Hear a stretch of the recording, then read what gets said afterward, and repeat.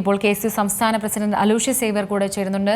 Aloysius, KEAM പരീക്ഷാ ഫലമാണ് ഹൈക്കോടതി റദ്ദാക്കിയിരിക്കുന്നത്. ഹൈക്കോടതി പറഞ്ഞിരിക്കുന്ന കുറേ കാര്യങ്ങളുണ്ട്. അതായത് പ്രോസ്പെക്ട്സിൽ ഉണ്ടായിരിക്കുന്ന ഈ ഒരു മാറ്റങ്ങളൊക്കെ തന്നെ, അതും റിസൾട്ട് വന്നിട്ട് ആണോ ഇതിൽ ചേഞ്ചസ് വരുത്തേണ്ടത്? എവിടെയാണ് ഈ വീഴ്ച സംഭവിച്ചിരിക്കുന്നത്? നമ്മുടെ ഈ കുട്ടികൾക്ക്, അതായത് എല്ലാവരും റിസൾട്ടൊക്കെ വന്ന് സന്തോഷവാന്മാരും സന്തോഷവതികളുമായിട്ടിരിക്കുന്ന കുട്ടികളാണ്. ഇവർ അടുത്ത അഡ്മിഷന് വേണ്ടിയുള്ള കാര്യങ്ങളൊക്കെ നോക്കുന്ന ഇടയ്ക്കാണ് ഇങ്ങനെ ഒരു വിധി ഉണ്ടായിരിക്കുന്നത്. എവിടെയാണ് വീഴ്ച സംഭവിച്ചത്?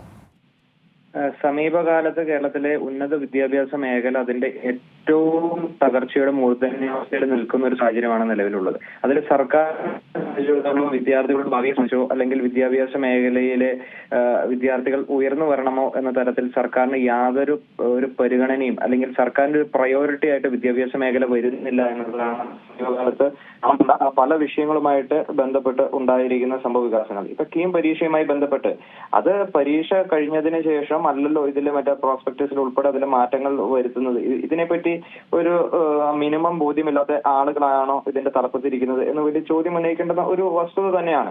ഇതിൽ 10,000-കണക്കിന് വിദ്യാർത്ഥികൾ പരീക്ഷ എഴുതി അവര് ഉന്നത വിദ്യാഭ്യാസത്തിന് അവർ കിട്ടിയ മാർക്കിൽ മികച്ച സ്ഥാപനങ്ങളിൽ, വിദ്യാഭ്യാസ സ്ഥാപനങ്ങളിൽ അവർ ജോയിൻ ചെയ്യാൻ വേണ്ടിയിട്ട് തയ്യാറെടുക്കുമ്പോൾ ഹൈക്കോടതിയുടെ ഭാഗത്തുനിന്ന് ഇത്തരത്തിലുള്ള ഒരു വരുന്നു. അത് കൃത്യമായിട്ട് സർക്കാരിന്റെ ഒരു വീഴ്ചയാണ്, സർക്കാരിന്റെ അനാസ്ഥയാണ്, വിദ്യാഭ്യാസ മേഖലയോടുള്ള സർക്കാരിന്റെ ഒരു താല്പര്യക്കുറവാണ് നമുക്ക് കാണാൻ സാധിക്കുന്നത്. സമീപകാലത്ത് പല വിഷയങ്ങൾ, ഇപ്പൊ കീമിന്റെ എഞ്ചിനീയറിംഗ് മേഖലയിലെ വിഷയങ്ങൾ മാത്രമല്ല, സർക്കാരിനെ സംബന്ധിച്ചിടത്തോളം ഇവിടെ വിദ്യാഭ്യാസ മേഖലയിലെ വിഷയങ്ങളിൽ ഒന്നും ശ്രദ്ധ ചെലുത്താൻ സർക്കാർ ശ്രമിക്കുന്നില്ല. ഇതിൽ വലിയ പ്രതിഷേധം KSUവിന്റെ ഭാഗത്തുനിന്ന് ഉണ്ടാകും. ശക്തമായിട്ടുള്ള പ്രതിഷേധം കൂടി ഞങ്ങൾ രേഖപ്പെടുത്താൻ ആഗ്രഹിക്കുകയാണ്. എന്ത് നടപടിയിലേക്കാണ് കടക്കുന്നത്? ഇനിയുള്ള ദിവസങ്ങളിലൊക്കെ തന്നെ ഈ വിദ്യാർത്ഥികളൊക്കെ ആശങ്കയിലാണ്. ഒരുപാട് വിദ്യാർത്ഥികളുണ്ട്. അപ്പോൾ ഇവരുടെ ഒരു ഭാവി തന്നെയാണ് ഇപ്പോൾ അനിശ്ചിതത്വത്തിലായിരിക്കുന്നത്. ഇന്നലെയൊക്കെ SFIയുടെ സമരമൊക്കെ നമ്മൾ കണ്ടതാണ്. കാരണമുണ്ടോ എന്ന് ചോദിച്ചാൽ എന്താണ് കാരണം എന്നറിയില്ല. ഇത്രയും വലിയ കുട്ടികൾക്ക് അല്ലെങ്കിൽ വിദ്യാർത്ഥികളുടെ ഏറ്റവും വലിയ പ്രതിസന്ധി ഉണ്ടായിട്ടും ഇതുവരെയും SFI അടക്കമുള്ള സംഘടന മിണ്ടിയിട്ടില്ല. SFI എന്ന് പറയുന്ന വിദ്യാർത്ഥി സംഘടന കഴിഞ്ഞ കുറേയേറെ ദിവസങ്ങളായി നടത്തുന്നത് ഈ സർക്കാരിന് വേണ്ടിയിട്ട്, സർക്കാർ സ്പോൺസർ ചെയ്യുന്ന സമരങ്ങൾ നടത്താൻ വേണ്ടി മാത്രമുള്ള ഒരു സംഘടനയായിട്ട് SFI അധപതിച്ചിരിക്കുകയാണ്. എന്താണ് ഇവിടെ നടക്കുന്നത്? കേരള യൂണിവേഴ്സിറ്റിയിൽ ഇന്നലെ SFI നടത്തിയത് എന്ത് വിദ്യാർത്ഥി വിഷയമായിട്ട് ബന്ധപ്പെട്ടിട്ടാണ്? ഇവിടെ RSSനെ എതിർക്കണം, RSSന്റെ രാഷ്ട്രീയത്തെ എതിർക്കണം എന്നതെല്ലാം ഒരു വസ്തുതയായിട്ട് നിൽക്കുമ്പോൾ ഇവിടെ RSSുമായി ബന്ധപ്പെട്ട് ഇവിടെ സർക്കാരിന് എന്തെങ്കിലും മൈത്വമുണ്ടോ? അവർ വലിയ രീതിയിലേക്കുള്ള സെറ്റിൽമെന്റ് രാഷ്ട്രീയമായിട്ട് മുന്നോട്ട് പോവുകയാണ്. സർക്കാർ വലിയ പ്രതിസന്ധിയിലാകുമ്പോൾ, സർക്കാർ വലിയ പ്രതിരോധത്തിലാകുമ്പോൾ അവിടെ രക്ഷകരായി ഗവർണർ അവതരിക്കുന്നു. ഇവിടെ RSS സർക്കാർ വലിയ രീതിയിലേക്കുള്ള അന്തർധാര സജീവമാണ്. എന്നിട്ട് അതിന്റെ ഒരു പുകമറ സൃഷ്ടിച്ചുകൊണ്ട് SFI എന്ന് പറയുന്ന വിദ്യാർത്ഥി സംഘടന ഇന്നലെ കേരള യൂണിവേഴ്സിറ്റി, ഞാൻ ചോദിക്കട്ടെ, കഴിഞ്ഞ 2-3 വർഷക്കാലമായി പ്രതിപക്ഷ വിദ്യാർത്ഥി സംഘടന എന്ന നിലയിൽ ഞങ്ങളെല്ലാം നിരന്തര സമരങ്ങൾ സംഘടിപ്പിക്കുന്ന ആളുകളാണ്. ഞങ്ങൾ സമരങ്ങൾ സംഘടിപ്പിക്കുമ്പോൾ ആ സമരത്തോടുള്ള പോലീസിന്റെ സമീപനവും ഇന്നലെ കേരള യൂണിവേഴ്സിറ്റിയിൽ കണ്ട SFIയുടെ സമരത്തോടുള്ള പോലീസിന്റെ സമീപനം എന്താണ്? പോലീസിന്റെ കാവലിൽ അവർ യൂണിവേഴ്സിറ്റിയിൽ സമരങ്ങൾ നടത്തി അവർ വലിയ അഴിഞ്ഞാട്ടം നടത്തുന്നു, അല്ലെങ്കിൽ SFI മാത്രമേ ഇതിനെ പ്രതിരോധിക്കാൻ വേണ്ടിയിട്ടുള്ള ഒരു നറേറ്റീവ് സൃഷ്ടിക്കുന്നു. അതിന്റെ ഇടയ്ക്ക് CPMന്റെ സംസ്ഥാന സെക്രട്ടറി അവിടേക്ക് കടന്നു വരുന്നു. ആർക്കാണ് മനസ്സിലാകാത്തത്? ഇത് പൊള്ളയായി എഴുതി തയ്യാറാക്കിയ നാടകത്തിന്റെ രചനയും അതിന്റെ ആവിഷ്കാരം മാത്രമാണ് കേരള യൂണിവേഴ്സിറ്റിയിൽ കണ്ടത്. ഇത്തരത്തിൽ SFI എന്ന് പറയുന്ന വിദ്യാർത്ഥി സംഘടന, ഞാൻ ചോദിക്കട്ടെ, കേരളത്തിലെ 13 സർവകലാശാലയിൽ 12 സർവകലാശാലയിൽ വൈസ് ചാൻസലർമാരില്ല, ഏതെങ്കിലും സർവകലാശാലകളിൽ VC-മാരില്ല എന്ന് പറഞ്ഞുകൊണ്ട് SFI ഒരു സമരം നടത്തുന്നത് കണ്ടോ?